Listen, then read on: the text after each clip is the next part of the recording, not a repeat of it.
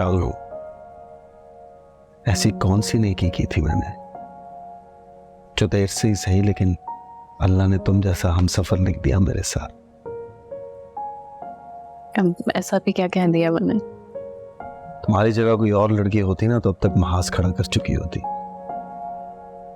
अपने नाम के एक ही हो तो। आपको अम्मी और बेबी से बहुत मोहब्बत है ना?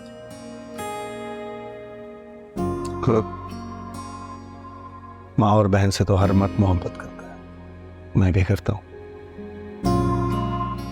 पता है मारिया, ये वो रिश्ते हैं जिनमें एक दूसरे की हजार खामियां जानने के बावजूद एक दूसरे से मोहब्बत और अपनापन निभाया जाता है। अपनों की गलतियों को नजरअंदाज करके आगे बढ़ा जाता है। साफ दिखाई देता है कि ज्यादती हो रही है, लेकिन रिश्तों का मान होता है कि उनको उनकी गलतियों का एहसास दिलाए बगैर उनसे मोहब्बत की जाए, उनका मान रखा जाए। तुम अभी इस घर में नहीं हो सकता है बहुत कुछ ठीक लगने के साथ साथ तुम्हें कुछ गलत भी लगे।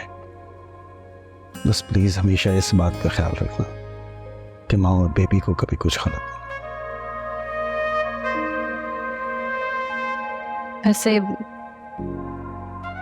आप भी अपने नाम की एक ही हैं, खूबसूरत दिल और मुनफरद सोच रखने वाले। समझने लगी हो मुझे? तुम्हारी तबीयत खराब हो रही थी। मैं सब ठीक हूँ। अस्सलाम वालेकुम। मैंने सोचा नए काम में देर कैसी, आपको तो टाइम मिलेगा नहीं, इसलिए मैं खुद ही डॉक्टर के पास चली गई। इतनी अच्छी डॉक्टर थी, इतने प्यार से मुझसे बात की कि मेरे सारे डर दूर हो गए। अब मुझे यकीन हो गया कि मैं भी माँ बन सकती हूँ। क्या हुआ? खामोश क्यों है? अरीबा, तुम जब भी नूर को ऐसे छोड़कर जाती हो तो वो तनाव महसूस करती है। आते ही इस मनहूस का जिक्र आ गया। मैंने सोचा 2-3 घंटे की बात है, मेरे साथ कहाँ मारी मारी फिरेगी, इसलिए सलमा आंटी के पास छोड़ दिया। क्यों, कोई प्रॉब्लम हुई है क्या? आज जब मैं ऑफिस से वापस आया तो वो डॉल की गोद में सर रखे उसे अपनी मम्मा समझ के प्यार कर रही थी। ये कोई नॉर्मल बात नहीं है अरीबा। मुझे लगता है हमसे कोई कुताही हो रही है।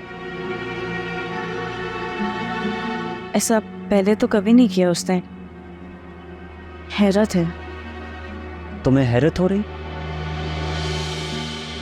मुझे तशवीश हो रही है। ये कोई नॉर्मल बच्चे नहीं करते हैं अरीबा। जाओ उसके पास, उसे प्यार दो, उसे अपनी ममता का एहसास दिलाओ। जी, आप फिक्र नहीं करें, मैं देखती हूँ उसे। कि फहद फिर से मुझसे मिलने की जिद क्यों कर रहा है? लेकिन अभी मैं चुप नहीं रहूंगी। अम्मी को साफ साफ सब कुछ सच बता दूंगी, क्योंकि असजद को मैं अपने आप से दूर नहीं कर सकती हूँ।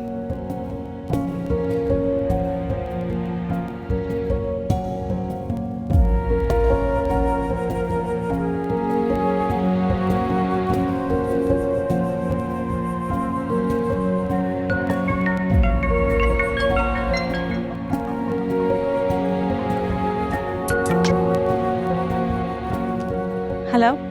हेलो, अस्सलाम वालेकुम मम्मी। आप? अरीबा बात कर रही हूँ, खाला में वॉशरूम में है। अच्छा, कोई बात नहीं। क्या हुआ, परेशान लग रही हो? फाद ने फिर से तंग किया क्या? अरीबा, फहद ने तो मेरी जिंदगी अजाब करके रख दी है। ओहो, अब क्या हो गया? मुझे ब्लैकमेल कर रहा है, मुझे धमकियां दे रहा है कि अगर मैं उससे नहीं मिली तो वो असजद को सब कुछ बता देगा। देखो मारिया, मेरा तो ये मशवरा है कि तुम एक बार मिल लो उससे। अरीबा नहीं, मैं ये नहीं कर सकती हूँ। देखो, ऐसा तो करना पड़ेगा ना, एक बार उससे मिलके तो देखो कहना क्या चाहता है वो आखिर। हो सकता है सिर्फ माफ़ी मांगना चाहता हूँ और कोई बात ही ना हो।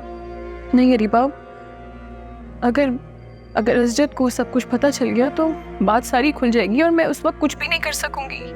तुम्हारी इसी कमजोरी का तो वो फायदा उठा रहा है, बार बार धमका रहा है तुम्हें।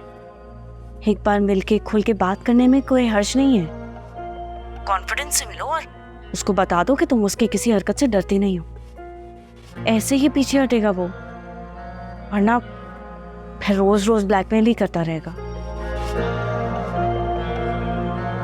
और अच्छा सुनो, मैं खाला अम्मी के साथ डॉक्टर के पास जा रही हूँ, बाद में बात होती है। ठीक है, तुम जाओ, अपना ख्याल रखो प्लीज। खाला अम्मी या रेहान से इस बात का जिक्र मत करना, फिजूल में झगड़ा हो जाएगा ना। हाँ ठीक है, मैं नहीं करूँगी।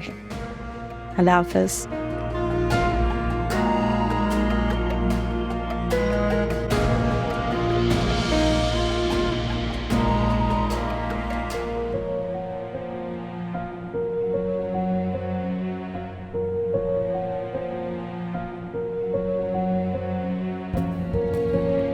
अरीबा बिल्कुल ठीक कह रही है कि बहुत अहम फैसला है, बहुत सोच समझ के मुझे कदम उठाना होगा। इतना आसान नहीं है कि उसकी ये नाजायज़ डिमांड पर मुंह उठा के उससे मिलने चली जाऊं। अल्लाह ना करे अगर मेरे ससुराल में किसी को खबर हो गई तो मेरा तो पूरा घर बर्बाद हो सकता है। ऐसा करती हूँ कि फ़िलहाल कुछ वक्त लेती हूँ, फिर सोच समझ के फैसला कर लूँगी। Thank you. ये क्या आज ऑफिस आने में आपने देर कर दी? जब से पार्टनरशिप की है काम का लोड इतना बढ़ गया, किसी न किसी बहाने से रोज देर हो जाती। जी।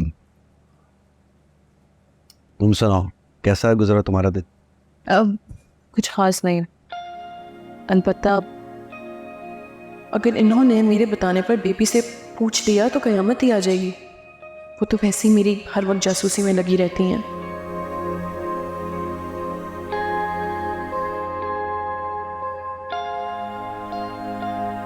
क्या बात है, चुप क्यों हो गए? कुछ नहीं।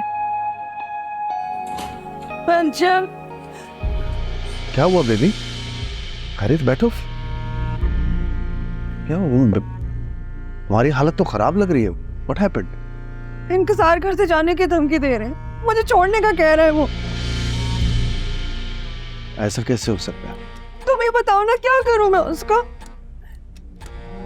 यकीनन तुमने कुछ किया होगा, वरना इंकिसार ऐसा आदमी नहीं कि साथ पर आ जाए। अच्छा, तुम ये भी तो सोचो कि आज से पहले मैंने तुमसे कभी ऐसी कोई बात की है, और तुम भी अपनी बहन का यकीन करने के बजाय उसका बात पर एतबार कर रहे हो। अच्छा मुझे बताओ क्या हुआ है ना, प्लीज ये रोना बंद करो। मैं इस तरह नहीं देख सकता रोते हुए, तुम्हें पता है। तुम्हें बताओ क्या हुआ। दोपहर को बीपी लो हो रहा था, ऐसे तबीयत डाउन हो रही थी मेरी। मैंने सोचा इंकिसार को फोन करके बुला लेती हूँ, उससे मेरी कॉल ही काट के, फिर सारा दिन मुसलसल मुझे इग्नोर पर रखा। अरे तो इतनी छोटी सी बात दिल पे ले ली तुमने। बिजी होगा काम में। बात ये नहीं है, वरना कि कॉल बैक नहीं कर सकता था मुझे। जरूर नताशा के इर्द मंडला रहा होगा। पता है इतने दिनों से उसका रवैया इतना बदल गया है मेरे साथ। नहीं देखो, नताशा इस किस्म की लड़की नहीं है प्लीज, और इंकिसार भी ऐसा आदमी नहीं है। गलत सोच रही हो तुम। बीवी हूँ मैं उसकी, और शौहर को बीवी से बेहतर ना कोई नहीं समझता। जरूर जरूर दाल पे कुछ काला है। अच्छा अगर तुम्हारे पास कोई सबूत है इस बात का तो ला के दो मुझे। अगर ऐसा है तो फिर देखते हैं क्या करना। ये तो तुम्हारा मसला है ना असजद, तुम हर एक को अच्छा समझते। बहुत जल्द तुम्हारी आंखों पर से ना यकीन का पर्दा हट जाएगा, और जब मैं तुम्हें हकीकत दिखा दूंगी ना, उसके बाद अपनी बात हर हाल में मनवाऊंगी मैं तुमसे असजद।